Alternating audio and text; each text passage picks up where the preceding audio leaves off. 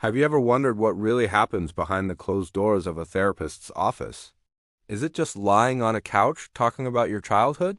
Is it someone just nodding and saying, "And how does that make you feel?" The reality is so much more powerful and transformative. Let's break down what therapy actually is and what it isn't. First off, let's bust a major myth. Therapy is not about getting advice. A therapist won't tell you whether to quit your job, break up with your partner, or move to a new city. Why? Because the goal isn't to give you the answers, but to empower you to find your own. It's also not about judgment. A therapy room is one of the few places in the world where you can be completely, unapologetically yourself without fear of criticism. It's a confidential space designed for you to explore your deepest thoughts, feelings, and experiences safely. So, if it's not advice or judgment, what is it? At its core, therapy is a structured, collaborative process. It's just a partnership between you and a trained professional who is there to support your healing and growth. Think of your therapist as a skilled guide. They listen actively, not just to your words, but to the patterns, the emotions, and the meanings hidden beneath the surface. They're trained to notice things you might not see yourself. How do they do this? Therapists use various proven approaches. You might have heard of some of them, like cognitive behavioral therapy, or CBT. With CBT, you and your therapist might look at how your thoughts, feelings, and behaviors are connected. For example, you might identify an unhelpful thought pattern like, "I always mess things up." Together, you'd challenge that thought, look for evidence, and work on developing a more balanced and realistic perspective. This isn't about forced positivity. It's about breaking free from mental traps that keep you stuck. Another approach is psychodynamic therapy.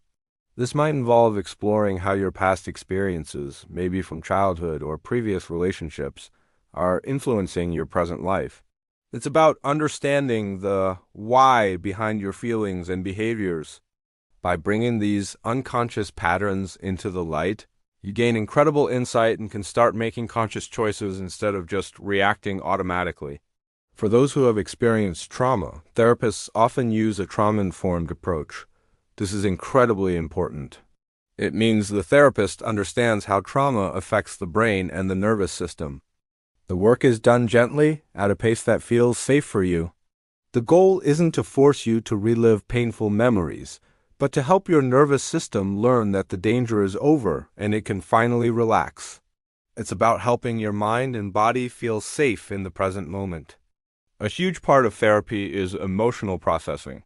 We all have experiences that felt too big, too scary, or too overwhelming to deal with at the time, so we push them down. Therapy provides a safe container to gently unpack these emotions. It's like slowly letting the air out of a balloon that's about to pop. By exploring these feelings with a supportive professional, they become less overwhelming. You learn to tolerate them, understand what they're trying to tell you, and let them go. This process builds what we call emotional regulation, the ability to manage your feelings without being controlled by them. Over time, this process leads to profound changes. You develop a deeper understanding of yourself, your needs, your boundaries, your values. You build a toolkit of healthy coping strategies to handle life's inevitable challenges. You might find your relationships improve because you're better at communicating your needs.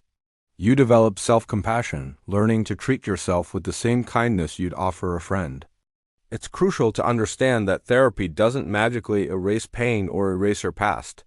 Life will still have its ups and downs, but therapy equips you to navigate them with more resilience, awareness, and inner strength.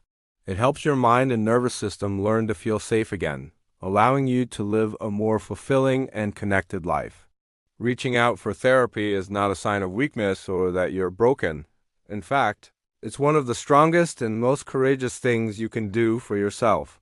It's an investment in your well-being, a commitment to understanding yourself, and a powerful step towards growth. Thank you for watching. If you found this helpful, please like this video and subscribe to our channel, Mind Matters Initiative Kenya, for more content on mental health and well-being. Take care.